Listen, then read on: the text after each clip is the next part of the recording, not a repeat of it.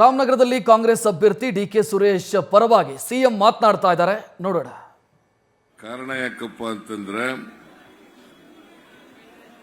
ಅವರು ಲೋಕಸಭಾ ಸದಸ್ಯರಾದರೂ ಕೂಡ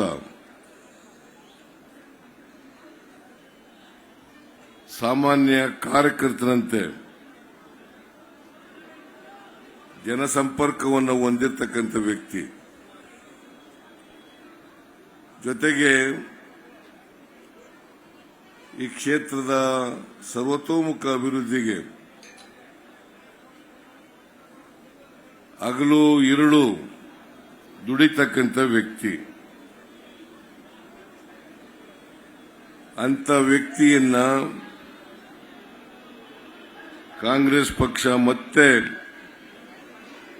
ಅವರನ್ನ ಅಭ್ಯರ್ಥಿಯನ್ನಾಗಿ ಮಾಡಿದೆ.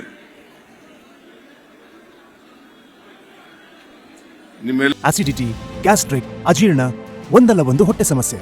ಅದಕ್ಕೆ ನಾನು ಅಮೃತ ಬಿಂದು ಟ್ಯಾಬ್ಲೆಟ್ನ ಯೂಸ್ ಮಾಡ್ತೀನಿ. ಅಮೃತ ಬಿಂದು ಮನೇಲಿದ್ದಾಗ ಸಿರಪ್, ಟೂರಲ್ಲಿದ್ದಾಗ ಟ್ಯಾಬ್ಲೆಟ್. ಎಲ್ಲರ ಸೌಭಾಗ್ಯ ಇದು. ಡಿಕೆ ಸುರೇಶ್ ಅಂತವರನ್ನ ನಿಮ್ಮ ಪ್ರತಿನಿಧಿಯಾಗಿ ಲೋಕಸಭೆಗೆ ಕಳಿಸ್ತಕ್ಕಂಥದ್ದು ನಿಮ್ಮ ಸೌಭಾಗ್ಯ. ಇಂಥ ವ್ಯಕ್ತಿಗಳು ಲೋಕಸಭೆಗೆ ಹೋದ್ರೆ ನಿಮ್ಮ ಧ್ವನಿಯಾಗಿ ಅವರು ಕೆಲಸವನ್ನ ಮಾಡ್ತಾರೆ. ಇದನ್ನ ನೀವೆಲ್ಲರೂ ಕೂಡ ಅರ್ಥ ಮಾಡ್ಕೊಂಡಿದ್ದೀರಿ ಅಂತಕ್ಕಂಥದ್ದು ನನ್ನ ಭಾವನೆ.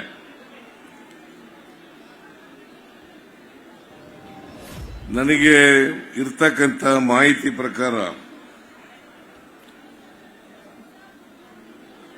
ಡಿಕೆ ಸುರೇಶ್ ಅವರು 100 ಮತ್ತೊಮ್ಮೆ ಗೆದ್ದೇ ಗೆಲ್ತಾರೆ ಅಂತಕ್ಕಂಥ ಮಾಹಿತಿ.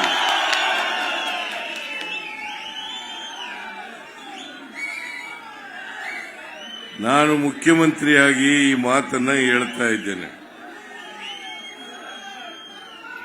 ಪ್ರತಿನಿತ್ಯ ನನಗೆ ಇನ್ಫಾರ್ಮೇಶನ್ ಸಿಗ್ತದೆ.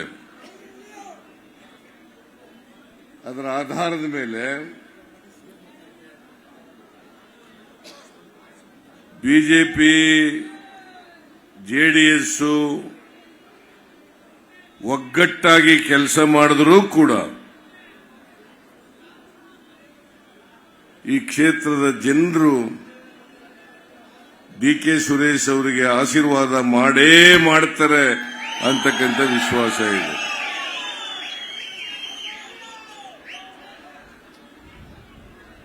ನಾವು ಅಧಿಕಾರಕ್ಕೆ ಬಂದು 10 ತಿಂಗಳುಗಳಾಯಿತು. 10 ತಿಂಗಳುಗಳಾಯಿತು. ನಾವು ಚುನಾವಣೆಗಿಂತ ಪೂರ್ವದಲ್ಲಿ ನಾನು ಡಿಕೆ ಶಿವಕುಮಾರ್ ಅವರು ಈ ರಾಜ್ಯದ ಜನರಿಗೆ ಅನೇಕ ಭರವಸೆಗಳನ್ನು ನಾವು ಕೊಟ್ಟಿದ್ದೆವು. ಅವುಗಳಲ್ಲಿ ಪ್ರಮುಖವಾದವು 5 ಗ್ಯಾರಂಟಿಗಳು. ನಾವು ಅಧಿಕಾರಕ್ಕೆ ಬಂದ ತಕ್ಷಣ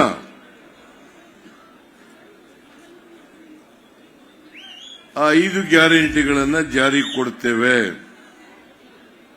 ಅವಕ್ಕೆಷ್ಟೇ ದುಡ್ಡು ಖರ್ಚಾದರೂ ಕೂಡ ಜಾರಿಗೆ ಕೊಡ್ತೇವೆ.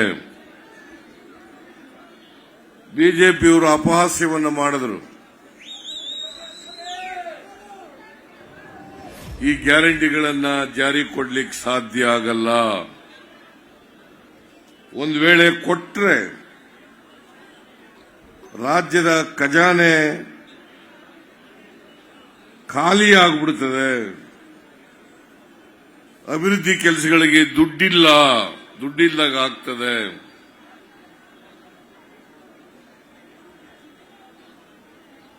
ಕರ್ನಾಟಕ ರಾಜ್ಯ ಆರ್ಥಿಕವಾಗಿ ದಿವಾಳಿ ಆಗ್ತದೆ. ಹೀಗೆ ನಮ್ಮ ಮೇಲೆ ಟೀಕೆಗಳನ್ನ ಈ ಗ್ಯಾರಂಟಿಗಳನ್ನ ಮಾಡಿದ ಮೇಲೆ ಮಾಡಿದ್ರು. ನ್ಯೂಸ್ ಫಸ್ಟ್ ನಿರ್ಭೀತಿಯಿಂದ ನಿಮ್ಮ ಪರವಾಗಿ.